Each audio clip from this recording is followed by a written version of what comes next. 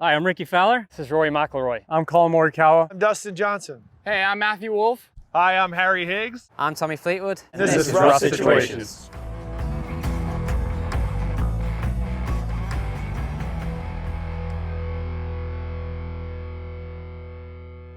Okay, Rick, welcome to Rough Situations.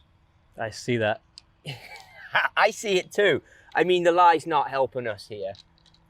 Where are you at? What's the thought process?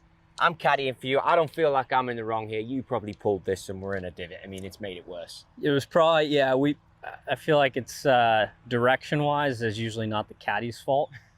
That's So on I'm the player. So we were supposed to hit it over there. I mean, the break got worse with ending up in the divot. I would say for me, starting out, I'm looking, okay, where's the pin? Where's trouble? Yeah. Where are we okay missing it? And Okay. where is absolute X?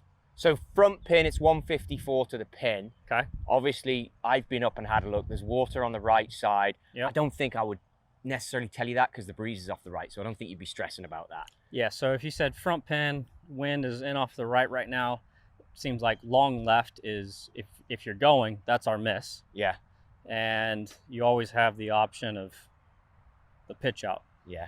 So if we're coming into the last couple holes, you know, we're a couple down in a tournament, I'm probably taking 9-iron, turning it around the trees. If we had a 2-shot lead, it'd probably be the chip out, but I think I'm a pressure situation, go for it kind of caddy, so I'm going to give you the 9 and walk away, and you show me what you got. Okay. Now, divot direction, does that impact path that you're going to go? Like, are you stressed about carrying the trees with 9 out of the divot? There's a little concern, but I'm starting it over the shorter of these two.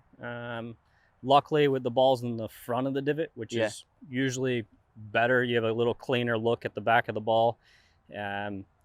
Biggest thing here is good contact and make sure it draws. Show me what you got.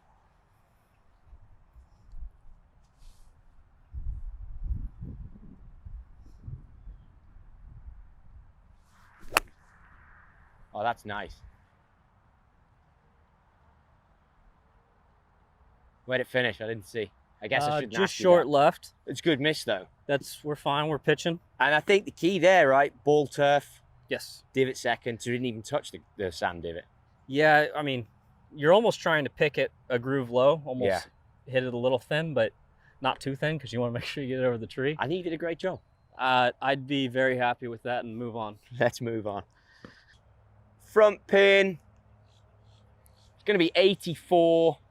And your rough situation here, Rick, I mean, you tell me, but where's the problem? What are you worried about? What are you conscious of? Problems here. So we're going front pin. It looks like left is a better miss. Short's okay. Long looks fine. Really a big thing here is clean contact and avoid hitting a palm tree or leaving it here in the bushes. So I think we're looking kind of over at that left bunker. If it cuts enough to get on the green, great. But anything that gets to front edge over there left, I think that's what we're kind of looking to get ourselves out of the situation. So here's a question for you, right? It's 85 yards. Your start line would be that far left. You feel you could cut this that much from 85 yards with that much loft? Well, I'm probably going to go with gap wedge. Okay, chuck me the other stick. So we'll just start there. Yeah. Hang on, start there. You're not having a second go at this. This is one done. There's no second go. So there's no start there. You mean start line there? I thought you meant... The only thing working against us right now, obviously the lie is not the best, but we have breeze off the right, so it's going to hold the cut up a little bit. Okay. And yeah, once you start to get a shorter distance, it's harder to move the ball. There's less speed, less spin. And you know, we talked about earlier the difference in the 5 and the 5X. I play the 5. I like a little more spin, a little more control or option for shots. This type of shot, this yard. This may help a little bit, or at least I'm hoping. So technique with that ridge behind the ball? Yeah, I mean, it really actually sets up for this shot. If I were having to hit a high draw from here, that would not be great. I'm with you. But hitting kind of a chip cut, you're already kind of coming down a little steeper on the ball, trying to catch ball first. So okay. I'm more worried. No, it looks okay. Right now we're just trying clean contact. So for me, usually if I'm going to cut it, and like we said, left was okay. So if it goes straight, it's not the end of the world. Big thing is good launch. I'm going to kind of back foot. I'm going to aim everything over here to the left, but then so left of that tree we can see, and then slight movement. Yep. I like it. And then from there, really, I'll just take the face, let the face point kind of over to the right at the flag. Yeah. But then I'll swing down my footpath. So the ball's going to start left of the face, but the face will help create that side spin. I like it. And here goes nothing. A little heavy. Not a bad, I mean, a great spot to be, and you described that earlier. Would you ever get more aggressive and try and go more direct? I don't know. For me, I don't know if I could, from that lie, I would probably get the veto from my caddy to try that shot. Little better lie, or if it was just in the pine straw, a lot easier to look at that shot. But when left was okay for a miss, take the chance of, if you're able to cut it, great. If not, take the, bring your short game into play, whether you putt it or chip it up. I think we as amateurs, we romanticize about when do you override the caddy? When do you say, this is the way it's going to be? Well, there's definitely been a couple situations. I'm myself versus my caddy. He's a little bit more matter of fact, sees things on paper, drawn out. Yeah. Likes to, have very detailed, go through the process. I'm a lot more feel. Yeah. And there's times where I've seen shots. Actually, the first week he ever caddied for me in Columbus, it was a, now Corn Ferry, but was Webb at that time. And I was in the rough, in the trees, back left pin, and I saw this 7-iron that went around and under and up and over and drew. I love it. He saw a pitch out to the fairway. He said, I never even looked there. So I just said, I'll show you. I made it to like 12 feet and moved away. But I like it. I like it. Sometimes you have to take the chance, but it's not all the time. Well, let's go and have a look at some of these chip shots, and you can show us some rough situations from up there. Okay, let's do it. Okay, Ricky, I've set some situations up here. 2 balls, one against the collar. We'll tackle this one first. Wet Bermuda, and a lot of it up to the green edge, and then the green. Thought process, what are you looking at? Where are you going to maneuver yourself? Does that even come in? I mean, that's a drain. Obviously, it's draining that way. Not yet. I mean, I think when you first come up, you kind of, when you're walking up, you're looking at the situation at hand. First thing I'll go do is, what's my lie look like? That'll either dictate what you can or can't do. And then start to look at the shot, knowing like, this lie looks, it's halfway decent. It's kind of little down grain.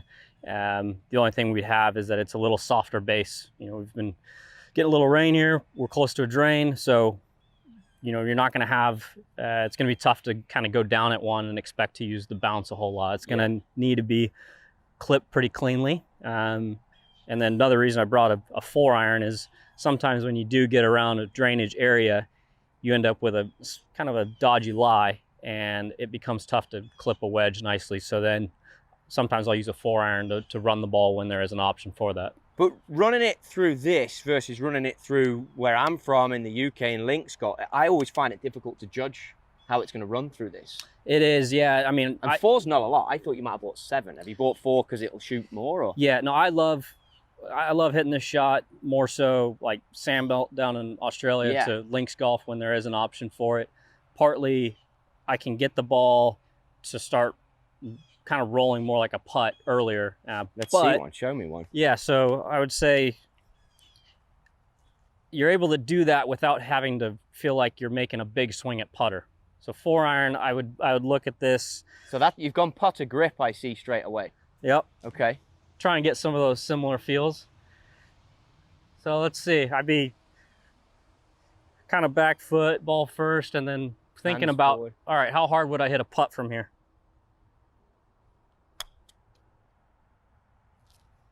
I mean, that's really good. Yeah, I don't want to do it again. You're doing it again, but with a wedge. Is a wedge ever coming into play? I get your 60, your 56, We'll go and your 60. 52. Now, you didn't even walk up and take a look at that because a bit of elevation change. Or we'll go picks on the... Oh, yeah. Yeah. You definitely need to go that. Now, that's interesting that you pull me up on that. The picks ball, where do you use that for the pitching and the chipping? Where do you look at a specific point on the ball? Do you look at spin? Yeah, so I mean, even throughout, like fairway shots to pitching, for me with the picks ball, like it is a visual aid. There is like, once I spent 5-10 minutes first time messing around with the picks, and then went back to just a plain white TP5, it just looked blank. So yes, there's some visual to it. Is everyone gonna use it? Not necessarily, but it's fun for at home working on chipping and stuff. You can see how the ball's spinning, but it's definitely a lot more a putting aid, the way that we kind of put the picks on there. But yeah, at the same time, it gives you something to focus on instead of it just being a blank piece of paper. Now, would you ever feed in the information of seeing the green and looking at the depth? I mean, you've hit a cracking shot there. We literally strolled over this way. Were you taking that information then about the green, or would you walk up and have a look at landing spots for this Yeah, shot? so Because this is no longer landing in the Bermuda, I assume. Exactly. No, like you said, we kind of walked past there earlier, so I had a good idea of what was going on, and that's something when out playing, before you even get to your ball, the more you can survey around the greens. And let's take a look. And Tell what me it looks like. What are you thinking then when you're surveying? And obviously this is quite low, and Yep. we're looking up here. I'm seeing a change in colour of the grass. Yep. Where, are you thinking specific spot? Are you a spot chipper or not? I mean, in this situation, with kind of the distance, I know that the ball is going to have to land pretty close to the front edge here, and it's one that could get away. If I'm choosing to play this ball in the air, I'm trusting that I'm going to make good contact, and take short out of play as well as long. I would take that shot there in a heartbeat and walk to the next hole. But yeah, when we walked up, I saw, we had a decent amount of room. This being all grain back into, so I knew playing something on the ground, I was going to have to give it a little bit more gas than How do you tell I this is grain back into? I just know. I love that. Typically, when you're going up a hill, you're going to be back into the grain. So then shot, are you going to play with a bit more speed? Yes, if I was going to bump something, I'm going to play for that to, the grain to take a lot of speed off of it. Or when it's on the ground, back into the grain, it's going to be like a putt going uphill into the grain. It's going to play a lot slower. And the soft conditions don't help. So okay, let's see. Yeah, we've got options. We can go up in the air here. It is a little damp, which is going to make it harder to spin the ball. But all right, we'll try and play this one up in the air, looking to land it really just in the first couple paces on the green. So blade open, looks like you're going hands level. Yeah, fairly neutral, blade open, just to expose the bounce a little bit. Hopefully get it up in the air and pray for good contact. I would think a big thing here is just lower body, just trying to stay mellow and chill. That way you can make that bottom where you're making contact with the ball as consistent as possible.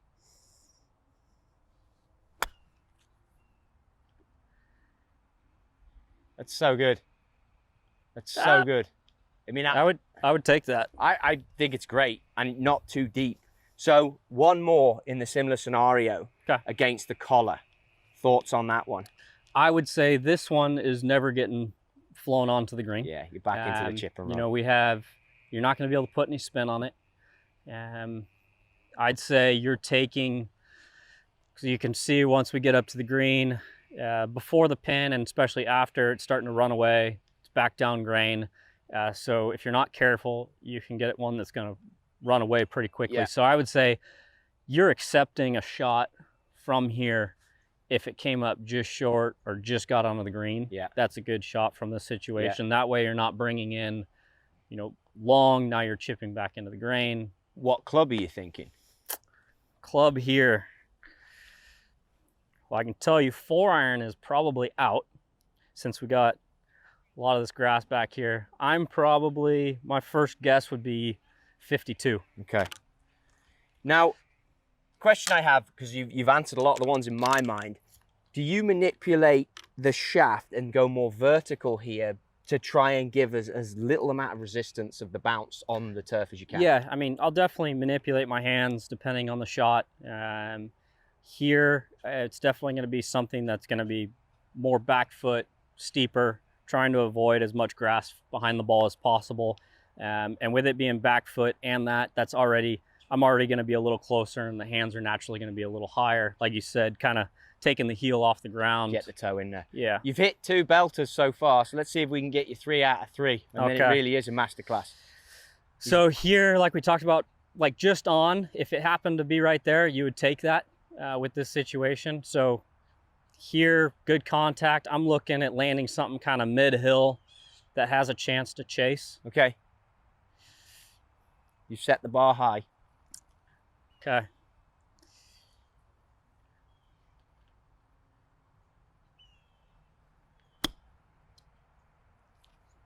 Hit it. Please hit it. I got away with it. That actually skipped really well right there. It did. These rough situations aren't too rough for you. I like it. Top man, 3 great results. Cheers. Thanks. Next time on Rough Situations. Right, rough situation here, front pin, 47 yards. Where you at? Where's the head at first? Oh, the head's fine, the head's fine. Okay. Where's your and my relationship at? It's always been rocky, but it's just going from bad to worse at the moment. All right. So the first protocol, I want to miss the trees. If I miss the trees, that's one part of it done. Get further up, I'm going to have a look at how the ball's going to react when it rolls and where I want to go. At the end of the day, past the pin would be all right. Short of the pin, not ideal, but I can still get up and down. But I'm going to choose something that I know is going to get under the trees, basically, and go from there. Go for it. So here we go. Try not to move the ball as well when you're grounding the club. I like that.